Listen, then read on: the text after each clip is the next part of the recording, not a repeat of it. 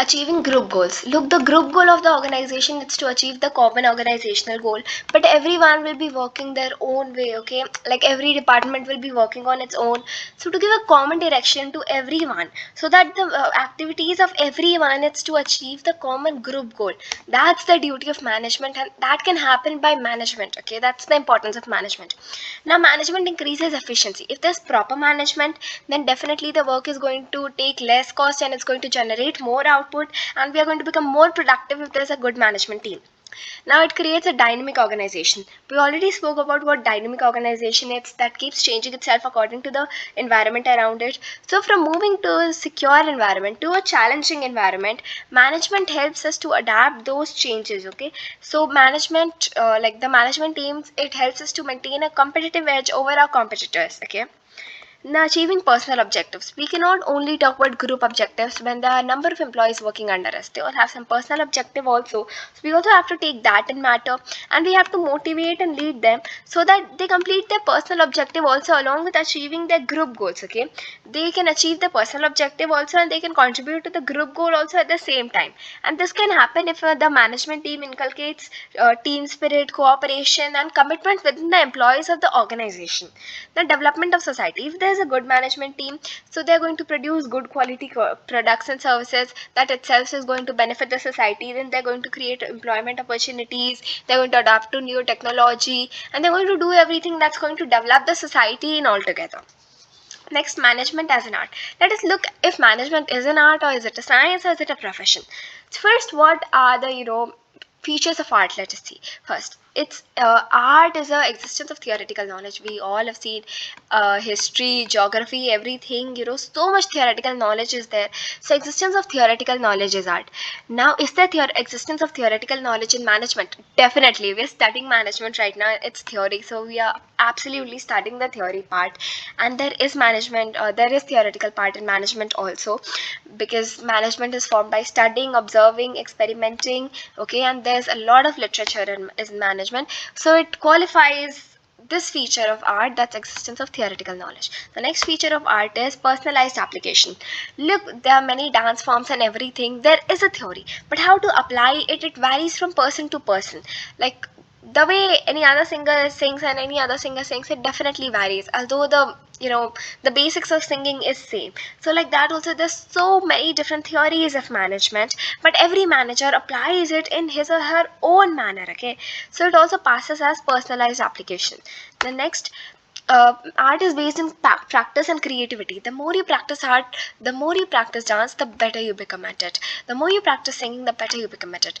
So for the more time you manage an organization, you become better at management. Definitely, this is just true with anything. Okay, and it's also about applying the knowledge in a personalized manner. Okay, so like that also, in management we have a set of theory, but all the managers, they do not apply it the same way. They apply it the way that they think it's beneficial, in their own style, in their own manner. Okay, so it qualifies this also, that it's based in practice and creativity. Hence we can say that management is an art. Okay, and a successful manager has the ability to put the principles of art into practice. Next, let us look if management is a science or it's not. So first, systematized body of knowledge, because we know on science everything is based on a cause and effect relationship. Something happens, and because of that this happens. Okay, in management also we know everything has its own theories and own principles. Okay, we have like a theories and principles in management, so it does qualify to be a systematized body of knowledge. The next, in science, it's based on principles of experimentation. We experiment with things. Every time that we mixed H2 and O2, we got H2O. Okay, so it's by experimentation every time that we got the same result. Okay, so in management also, look, we do observe and experiment things, but because management is about dealing with humans, dealing with employees, so we cannot tell that the result is going to be the same every time that we experiment something. Every time we mix H2 and O2, the result is going to be the same, but every time that we put a practice of principle of management into practice, the result may be or may not be the same. So this, it's not completely verified. Principles based on experimentation is like somewhere it's based, somewhere it's not. Okay, so it's not like sure. Okay, this one it was based, this one it was half no, half yes. Next, it is universally valid. Okay, the principles of science, like whether in India, whether in Asia, Australia, anywhere you mix H2 and O2, we are going to get H2 certainly. But principles of management, they are not universally applicable. Okay, everywhere it's different. Like somewhere, according to some situations, some principles may be valid, some principles may not be valid at certain other situations. Okay, so universal validity, it does not, it does not prove the statement that it's universally valid. And look, management, it provides managers with a standardized technique, okay, that they can use to solve different situations, different problems. But it does not exactly tell, okay, if you're going to do this, then this is going to happen. So we cannot tell management is a science, because this one it fulfilled, this one half it fulfilled, and this one it did not fulfill. So we can tell management is an inexact science. It's not exactly science, but somewhere it does match science. Okay, so management is an inexact science. Now let us look management as a profession. Okay, so first, a profession is a well-defined body of knowledge. Whether it's about doctor, engineer, anything, you have a complete book, a complete literature on it. Okay, so profession, so management also, it's a well-defined body of knowledge. We've already seen that. And there's restricted entry in profession. Okay, like if only if passed MBBS you can become a doctor, if only if passed the exam for CA you can become a chartered accountant. But there's nothing like that in management. Okay, there are exams definitely being conducted, IIMs are there, they're conducting MBAs, CAT and everything, but it's not mandatory that every manager has to be an IIM graduate. Okay, so there's no restricted entry. Although MNCs, they are preferring, people who have certain degree in management, but it's yet not mandatory that anybody with a degree in management only can become a manager. The next, professional associate. So whoever, are in any other profession like a doctor, teacher, anything, they are associated to their professional associate, like this Bar Council of India, Medical Council of India. Okay, like that also there is All India Management Association. Okay, but there's no compulsion for each and every manager to be a part of that association. Which association? All India Management Association. Okay, so there's no compulsion on them, so definitely we can tell that there's no compulsion to be a part of the professional associate.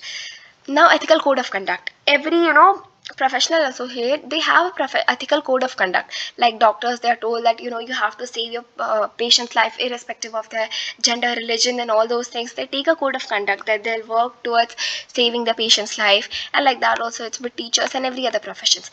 But it's about those people who are a part of professional associate, definitely. But here it's not mandatory for all the managers to be a part of the professional association. So also it's not mandatory for all the managers to follow the ethical code of conduct of that association. Okay, the next, service motive.